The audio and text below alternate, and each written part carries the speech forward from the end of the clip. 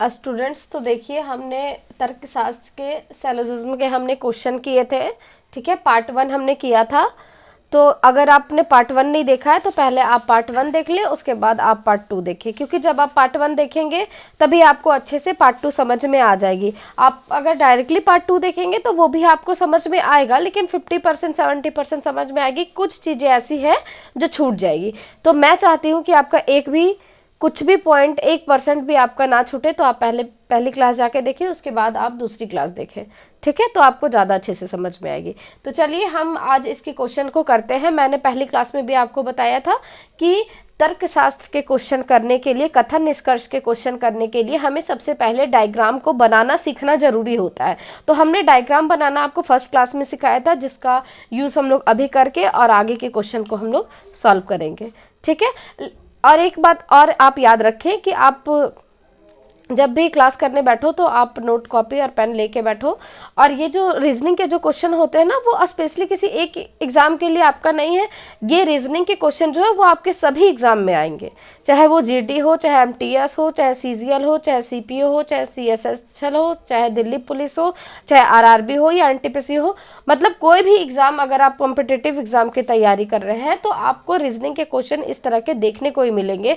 अगर 25 क्वेश्चन आपके आ रहे हैं रीजनिंग के, तो उसमें से 3-4 क्वेश्चन जो है वो आपको इस चैप्टर से देखने के लिए मिल जाएंगे।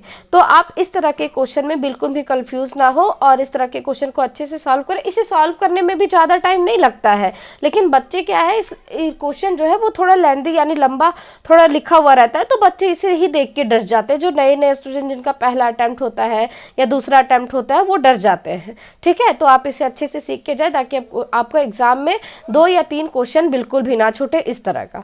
तो चलिए अब हम क्वेश्चन को करते हैं। सबसे पहले हम इसका डायग्राम बनाएंगे। क्या बोला है? कुछ ग्रामीण गरीब है, यानी कि कुछ ग्रामीण जो है वो गरीब है। तो हम इसका डायग्राम पहले कैसे बनाएंगे? देखिए, एक जो है वो हम ये ग्रामीण है और कुछ ग्रामीण गरीब है। ठीक है, ये है आपका ग्रामीण का और ये है आपका गरीब का। ठीक है, अब बोला था कुछ ग्रामीण गरीब है तो हमने कुछ ही लिया है, तो ये जो है वो क्या है? गरीब है। ठीक है, ये गरीब है, ये ग्रामीण दोनों है, यानी गरीब और ग्रामीण में ये पार्ट जो है वो दोनों आता है, क्योंकि क्वेश्चन में बोला था कि कुछ ग्रामीण गरीब है। उसके बाद सेकंड में क्या बोला? सभी गरीब अच्छे लोग हैं, यानी भी जितने भी गरीब लोग हैं वो अच्छे लोग हैं। यानी कि हम इसका डायग्राम ऐसे बनाएंगे, सभी गरीब अच्छे हैं। ठीक है, सभी गरीब जो है, सभी गरीब अच्छे हैं, यानी सभी गरीब को हमें लेना है। ये नहीं कि हम बस इतना ही लेंगे, सभी गरीब अच्छे लोग हैं, तो ये हो गया आपका अच्छे लोग। तो इस तरह से आप डायग्राम को पहले बनाना सीखेंगे। तो हमने बना दिया कि कुछ ग्रामीण गरीब है, तो हमने कुछ ग्रामीण पहले गरीब बनाया है, फिर सभी ग्रामीण अच्छे लोग हैं, तो सभी ग्रामीण हमने अच्छे लोग बना दिए हैं। अब हम आते हैं क्वेश्चन की तरफ। निष्कर्ष इसका क्या बोला है? कुछ लोग ग्रामीण है, इसमें आपका क्वेश्चन देगा वन अनुसरण करता है।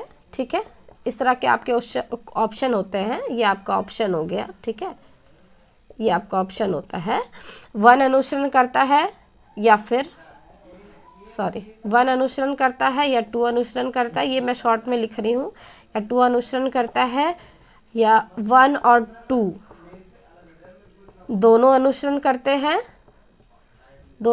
करते हैं, या ना तो 1 और ना तो 2। ठीक है, ये आपका 4 ऑप्शन दे दिया। मान लीजिए कि आपको 4 ऑप्शन दे दिया। ठीक है, क्योंकि इसमें 1, 2 दोनों है। कुछ लोग ग्रामीण है, आप देखिए कि कुछ लोग जो है, कुछ लोग यानी अच्छे लोग जो है वो क्या है? ग्रामीण है। तो हमने जब बताया था आपको फर्स्ट क्लास में कि जब हम बाहर से अंदर की तरफ आते हैं तो उसमें एक ही चीज सही होता है जो कुछ का होता है। ठीक है, कुछ लोग अगर कह रहा है तो बाहर से अंदर की तरफ हम आ रहे हैं, तो कुछ लोग ग्रामीण है, तो ये हमारा निष्कर्ष सही है। ठीक है, लेकिन अगर बोलता कि क्या सभी लोग ग्रामीण है,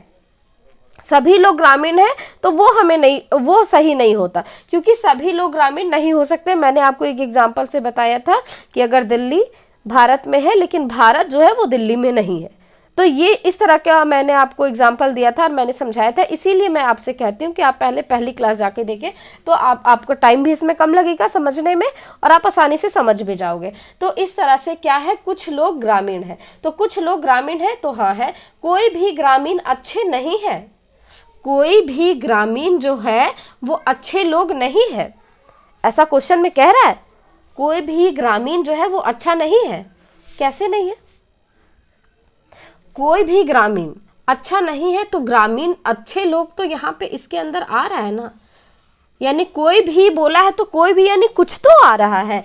जैसे देखिए ये डायग्राम अगर हम पूरा गरीब का लिए हैं तो ये डायग्राम इसमें भी आ रहा है, तो अगर ये डायग्राम गरीब में आ रहा है, ग्रामीण में आ रहा है, तो कोई भी ग्रामीण अच्छे नहीं है, तो कोई भी ग्रामीण तो अच्छे हैं ना। यहाँ पे अगर देता कोई भी ग्रामीण अच्छे हैं तो हाँ है, ठीक है।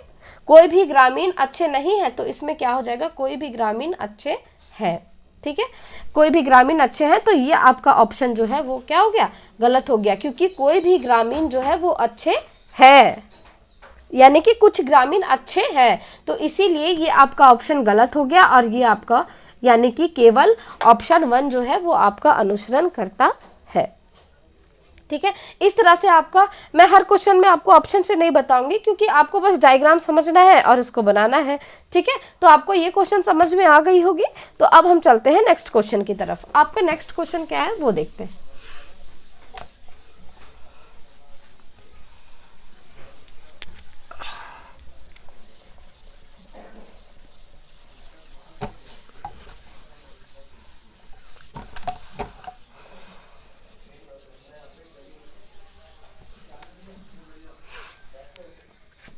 क्या है आपका नेक्स्ट क्वेश्चन, कथन, ये आपका कथन है, सभी सांप बिल्ली, सभी सांप बिल्ली है, ठीक है। ये आपका पहला है। दूसरा में है आपका सभी बिल्लियां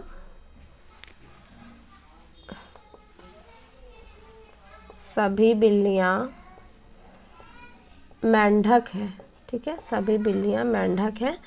तीसरा में है आपका कुछ बंदर मेंढक है। ये आपका हो गया कथन, ठीक है।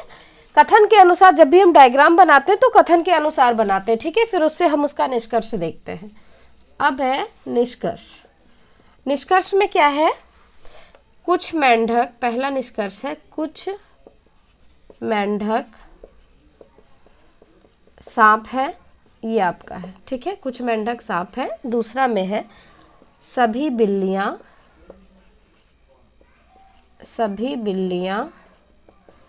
सांप है। तीसरा में है आपका कुछ बंदर बिल्लियां है, ठीक है, कुछ बंदर बिल्लियां है। तो इस तरह से क्या हो गया, ये हमारा क्वेश्चन बनके तैयार हो गया है। अब हम इसका कथन पहले हम पढ़ेंगे और उसके बाद इसका डायग्राम बनाएंगे।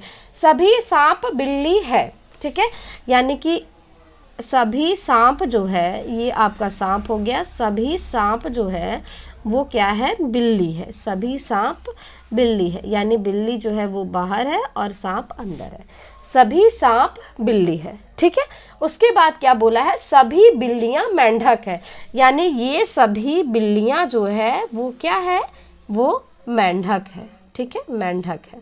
अब क्या बोला है, कुछ बंदर मेंढक है, यानी कि कुछ बंदर जो है वो क्या है, मेंढक है, ये बंदर जो है वो बाहर हो जाएगा और कुछ ही बंदर मेंढक है, तो हमने कुछ ये कर दिया है, यानी कि बंदर जो है वो कुछ बंदर मेंढक है, ठीक है। अब हम इसमें ज़्यादा समय नहीं लेंगे, अब हम इसमें आते हैं सीधा निष्कर्ष के ऊपर। आपको डायग्राम समझ में आ गया। क्वेश्चन जैसे बोला था सभी सांप बिल्ली है, तो हमने सभी सांप बिल्ली कर दिया है। फिर बोला सभी बिल्लियां मेंढक है, तो सभी बिल्लियां मेंढक कर दिया है। उसके बाद है कुछ बंदर मेंढक है, तो कुछ बंदर मेंढक है, ये भी हमने कर दिया है। अब क्या है, कुछ मेंढक सांप है, यानी कुछ मेंढक सांप है तो कुछ मेंढक सांप हो सकते हैं, क्योंकि हमने आपको पहले भी बताया था कि जब हम बाहर से अंदर की तरफ आते हैं तो उसमें कुछ का ऑप्शन जो होता है वो सही होता है। यानी कुछ अगर बोलेगा, बाहर से अंदर की तरफ कुछ बोलेगा तो सही होगा, और सभी बोलेगा तो वो नहीं होगा, यानी वो गलत होगा। ठीक है, वो अनुसरण नहीं करेगा। तो ये ऑप्शन जो है वो हमारा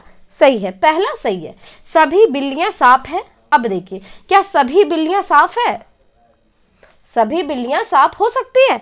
मैंने क्या बताया कि बाहर से जब अंदर की तरफ आते हैं तो उसमें कुछ ही होता है जो कि सही होता है, सभी सही नहीं होता है। अगर हम अंदर से बाहर की तरफ जाएंगे तो उसमें सभी का ऑप्शन सही होगा, लेकिन सभी बिल्लियां सांप नहीं हो सकते हैं। ठीक है, तो ये हमारा ऑप्शन गलत हो गया। उसके बाद क्या है, कुछ बंदर बिल्लियां हैं। इसके बारे में तो हमको पता ही नहीं है, तो जिसमें हमें नहीं पता होता है उसमें हम नहीं लगाते हैं। ठीक है, क्योंकि हमें तो क्वेश्चन में तो सिर्फ बताया है कि कुछ बंदर मेंढक है, बिल्ली के बारे में तो हमें कुछ बताया ही नहीं है। तो बिल्ली के बारे में जब हमें कुछ नहीं बताया है तो इसे हम कह देंगे पता नहीं है। पता नहीं का मतलब जो है वो आंसर नेगेटिव में आता है। तो इस तरह से हमारा ये क्वेश्चन भी बनके तैयार हो गया है। जब आपको 100% क्वेश्चन में अगर 100% जब आपका पूरा ऑप्शन सही हो तभी आपको सही करना है। अगर आपको 99% अगर सही है और 1% भी आपका नेगेटिव की तरफ क्वेश्चन जा रहा है तो वो जो होता है वो ऑप्शन जो है वो गलत होता है। ठीक है, यानी कि वह ऑप्शन जो है वो अनुसरण नहीं करता है। ठीक है, वह ऑप्शन आपका अनुसरण नहीं करता है। तो इस तरह से क्या है कि हम इस तरह के क्वेश्चन को ऐसे बनाते हैं। ठीक है, अब हम इसमें अगर एक और क्वेश्चन भी समझना चाहते हैं तो शॉर्ट में एक और क्वेश्चन हम आपको समझा देते हैं कि इसको हम कैसे बनाते हैं। अगर जैसे मान लीजिए आपका कभी कभी ऐसा होता है ना कि थोड़ा क्वेश्चन को कंफ्यूज कर देता है। तो क्वेश्चन में मान लीजिए आपको अगर पूछ दे कि जैसे कुछ सेब, चलिए इसको हम थोड़ा स्पेस बना लेते हैं पहले।